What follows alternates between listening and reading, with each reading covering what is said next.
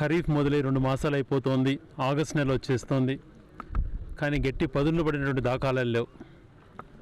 మొత్తం పైన రాష్ట్రం అంతా తీసుకున్నా, అలాగే రాయచోటి నియోజకవర్గం తీసుకున్నా కనీసం 5% పంట కూడా పెట్టలేని పరిస్థితి ఇప్పటి వరకు. బోర్ల కింద పెట్టుకునే ఆ పంటలు ఎండిపోయే పరిస్థితి.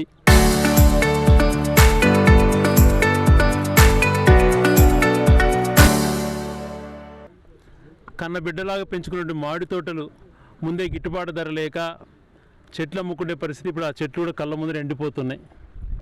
ఇవన్నీ చూసినప్పుడు చాలా బాధాకరంగా అనిపిస్తుంది.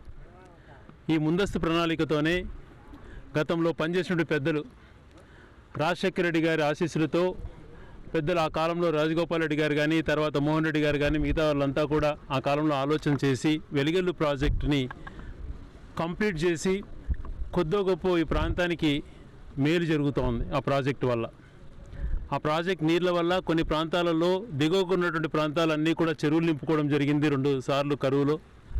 ఈసారి అది కూడా చేయలేకనే పరిస్థితి ఏర్పడింది. అలాగే మిట్ట ప్రాంతాలు అవి ఉన్నాయి. ఈరోజు ఈ దప్పేపల్లి తీసుకున్నా, ఎరగుడి గ్రామాలు తీసుకున్నా, లేకపోతే అటు కాకులారం వరకు కుర్నోతల, మధ్యరవల ఆ గ్రామాలు తీసుకున్నా, పైన పొత్తుకూరుపల్లె, బండపల్లె లాంటి గ్రామాలు కొంచెం ఎత్తులో ఉన్నాయి. ఈ అన్ని ప్రాంతాలకు ఇలాంటి నీళ్ళు ఇచ్చి ఆదుకోవాలనే ఉద్దేశంతోనే గెండికోట దగ్గర ప్రాజెక్టు ప్రారంభించి కాలేటి వాగును ఆధునీకరించి, కాలేటి వాగు నుంచి ఈ మండలాలలో ఇప్పుడు వెలిగల్లు నీళ్ళు ఇప్పుడు వదిలినా కూడా 2-3 నెలలకు కూడా రైతులు చెరువులోకి వచ్చే పరిస్థితి ఉండదు.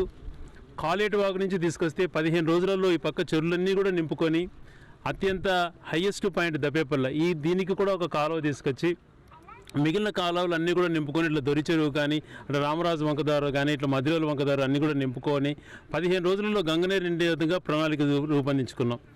ఆ కార్యక్రమం బాగా జరుగుతుంటే దాన్ని కూడా జరగనీయకుండా ఈ ప్రభుత్వం వచ్చి 2 సంవత్సరాలు దాన్ని మూలన పడేసింది. ఆ వెలిగల్లు ప్రాజెక్టు దయతో గెండికోట నుంచి కాస్ట్ ఎక్కువ అవుతుంది, మిగిలిన నియోజకవర్గాల మీద దీనికి ఇవ్వలేమని అంటే ఆ రోజు జగన్మోహన్ రెడ్డి గారితో పార్లమెంట్ సభ్యులు మిథున్ రెడ్డి గారు నేను గట్టిగా పట్టుబట్టి రాయచోటికి వెలిగల నుంచి ఇవ్వాల్సిందే అని చెప్పి ఆ రోజు సాధించుకుంటే ఈరోజు ఆ పనులను జరుగుతున్నాయి. అలాగే ఈ నీటికి సంబంధించింది కూడా వెంటనే చేపట్టాలి. అలాగే రైతులను ఆడుకునేదానికి మంచి మనసు కలగాలి. ఈరోజు రాజశేఖర రెడ్డి గారిని ఎందుకు ఆయన పుట్టినరోజు కూడా రైతు దినోత్సవం అనుకుంటాం. ఆయన రైతుల గురించి గొప్పగా ఆలోచన చేశాడు కాబట్టి ఆయన స్మరించుకుంటాం. జగన్మోహన్ రెడ్డి గారు, రాజశేఖర రెడ్డి గారు వచ్చి ఫ్రీ కరెంట్ ఇవ్వడం వలన హార్టికల్చర్ పెరిగింది. ఆ ఫ్రీ కరెంట్ వల్లే రైతులకు మళ్ళా నూతన ఇంట్రెస్ట్ వచ్చింది వ్యవసాయం పైన.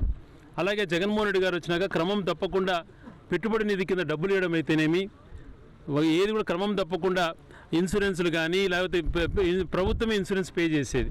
ఇవి కాకుండా ఎంఎస్పీ మద్దతు ధరలు ఇచ్చేది కానీ క్రమం తప్పకుండా ప్రతి సీజన్కు ఇన్పుట్ సబ్సిడీ కానీ, ఇన్పుట్ సబ్సిడీ 2-3 సార్లు ఆయన ఉన్నప్పుడు ఈ ప్రాంతానికి వచ్చింది. రైతులు ₹1 ప్రీమియం చెల్లించకపోయినా ఇన్సూరెన్స్ ఆ కాలంలో జగన్మోహన్ రెడ్డి గారి హయాంలో వచ్చింది.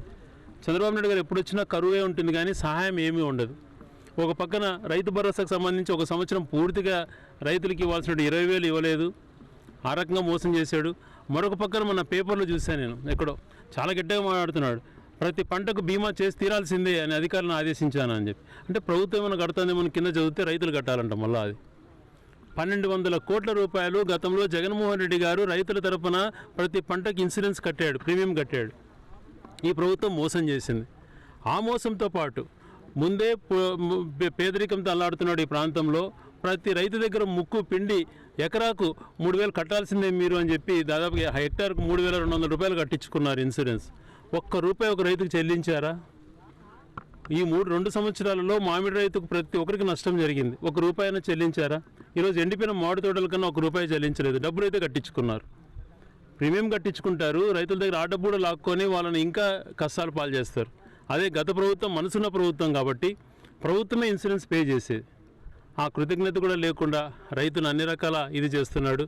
ఎక్కడ చూసినా రైతులు, ఆ పక్కన ప్రకాశం జిల్లా వైపు పొగాకు రైతులు అయితేనేమి, ఈ పక్క మామిడి రైతులు ఏ పంట పెట్టుకోలేక ఖరీఫ్ కూడా దాదాపుగా 2 నెలలు పూర్తయినా ఏ పంట కూడా కనీసం విత్తు వేయలేనటువంటి పరిస్థితులు ఏర్పడ్డాయి. కాబట్టి దారుణమైన కరువు పరిస్థితులు నెలకొన్నాయి. కాబట్టి ఈ ఎలినో అనేది కూడా ఎప్పుడు రాదు. చంద్రబాబు నాయుడు ముఖ్యమంత్రి ఉన్నంత వరకు వచ్చేస్తుంది ఎలినో.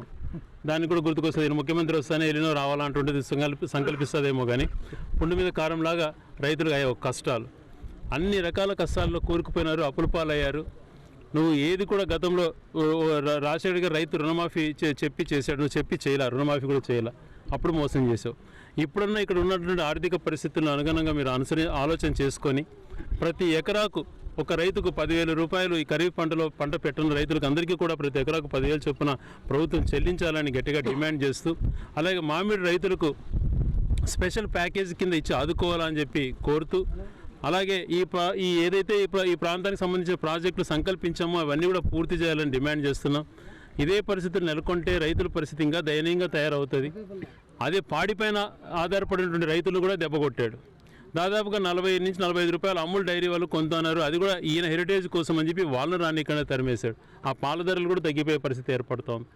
ఈ రకంగా ఏ రకంగా చూసినా ఇట్లా పాల ధరలు రైతులకు మంచి చేయనివ్వు, పంట పడినటువంటి రైతుకు మేలు జరగనివ్వు, నష్టపరిహారం ఏ రకంగా చెల్లించకుండా మోసం చేస్తున్నావు. కాబట్టి ఈ రైతులను అన్ని రకాల నిర్దాక్షిణంగా మోసం చేస్తున్నావు. కాబట్టి నీకు అలవాటు అది మోసం చేయటం, అలాగే కొనసాగిస్తున్నావు.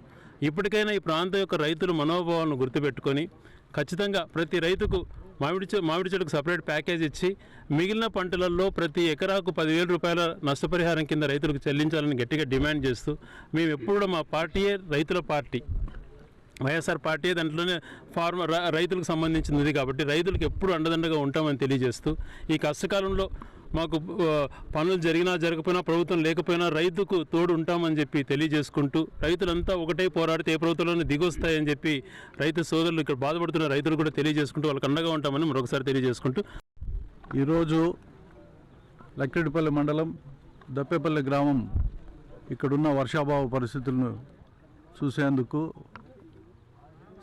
మాజీ శాసనసభ్యులు శ్రీకాంత్ రెడ్డి గారు, సుదర్శన్ రెడ్డి గారు, మిగతా పెద్దలందరూ కూడా ఇక్కడికి రావడం జరిగింది. ఈరోజు ఈ ప్రాంతాన్ని ఒక్కసారి చూస్తే కన్నీటి పర్వతం అవుతుంటారు అందరూ. మామిడి చెట్లు అన్నీ ఎండిపోయే పరిస్థితులకు వచ్చినాయి. వర్షాలు లేవు. పోయిన సంవత్సరము తక్కువ వర్షం పడింది. ఈ సంవత్సరం చూస్తే పూర్తి స్థాయిలో వర్షం లేకుండా పోయింది. సీజన్ అంతా వెళ్ళిపోయింది. ఏ పంటలు వేసే పరిస్థితి లేవు. పంటల బీమా ఇంతవరకు వర్తించే అవకాశమే లేకుండా పోయింది. రైతులపైన విపరీతమైన భారం పడింది. ఈ ప్రభుత్వం ఇంతవరకు ఎలాంటి చర్యలు తీసుకున్న దాఖలాలు లేవు. ముఖ్యమంత్రి గారు ఏం చేస్తున్నారో అర్థం కావడం లేదు. ఆయన పరిపాలనలో ఎప్పుడు చూసినా వర్షాలు తక్కువగా వస్తాయని అందరూ అంటూ ఉంటారు. మరి ఆయనకు ఆ విషయం కూడా తెలుసు. తెలిసినప్పుడు ముందస్తు చర్యలు, ఒకవేళ వర్షం కురిపించకపోయినా రైతులకు కావాల్సిన మేలు ఏదైనా ఉంటే ఒక ఆలోచన, ప్రణాళికను పెట్టి దాన్ని ప్రజలకు అందిస్తే బాగుండేది. ఇప్పటి వరకు ఎలాంటి ఒక్క రూపాయి కూడా ప్రభుత్వం నుంచి ఎలాంటి సదుపాయం కూడా రాకపోవడం చాలా బాధాకరం. ఈ ప్రాంతంలో వర్షాలు పడకుండా పోతే భవిష్యత్తులో ఇది ఎడారయ్యే అవకాశాలు ఎక్కువగా ఉన్నాయి. అందుకే తీసుకోవాల్సిన చర్యలు, ఈ హంద్రీని వాళ్ళు పూర్తి చేయడము, వెలుగల్లు నుంచి పూర్తి స్థాయిలో నీటిని అన్ని ప్రాంతాలకు ఇప్పించే కార్యక్రమాలను పూర్తి చేయడం చేయాల్సిన అవసరం ఎంతైనా ఉందని చెప్పి డిమాండ్ చేస్తూ, ఈ ప్రభుత్వం 2 అడుగులు ముందుకేసి కరువు ప్రాంతాలైన రాయచోటి నియోజకవర్గం అయితేనేమి, లేకుంటే మిగతా రాజంపేట పార్లమెంట్ అంతా అలాగే ఉంది, రాయలసీమ కూడా ఆల్మోస్ట్ అట్లే ఉంది. కాబట్టి ఒక రాయలసీమ పైన ప్రత్యేక శ్రద్ధ వహించాలా. అమరావతిని దృష్టిలో పెట్టుకొని ఈ ప్రాంతంలో ఉన్న ప్రజలను కానీ గ్రామాలను కానీ విస్మరిస్తే ప్రజలు భవిష్యత్తులో క్షమించరని చెప్పి కూడా ఈ సందర్భంగా తెలియజేస్తున్నారు. వర్షాభావం చాలా తక్కువగా ఉంది కాబట్టి ఇక్కడ కూడా చెనిక్కాయ పంట వేసే పరిస్థితులు ఎక్కడా లేవు. చెనిక్కాయ లేకుండా పోతే పోనీలు అనుకుంటే లాస్ట్కు వర్షాభావంతో మామిడి చెట్లు కూడా చాలా పెద్ద చెట్లు కూడా చనిపోవడం జరుగుతూ ఉంది. ఏదేమో కానీ ముఖ్యమంత్రి చంద్రబాబు నాయుడు అయితే వర్షానికి ఎట్లా కనుక్కుంటుందేమో కానీ కరువు తాండవిస్తుంది. వర్షాలే మనకు పడవు.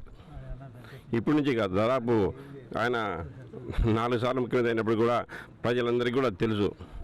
ఆయన రాష్ట్ర ప్రజలందరూ కనుక్కొని ఈసారన్నా మనకు రాజశేఖర్ సార్ ఉన్నప్పుడు కూడా వర్షాలు వద్దంటే కూడా పడడం జరిగింది.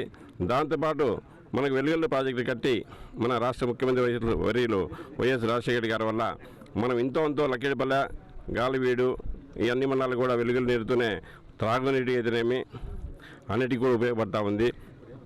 అలాగే రైతుల దగ్గర నుంచి మనకి ఇన్సూరెన్స్ ఇస్తామని చెప్పి మన దగ్గర డబ్బులు కట్టించుకొని కూడా ప్రభుత్వం మామిడి తోటకు ఇటువంటి మామిడి చెట్లకు ఎక్కడ కూడా ఇన్సూరెన్స్ రావడం లేదు, ఇంకోటి రావడం లేదు. దీని మీద ముఖ్యమంత్రి గారు ఆలోచించి రైతులకు న్యాయం చేయాలని కోరుకుంటున్నాను.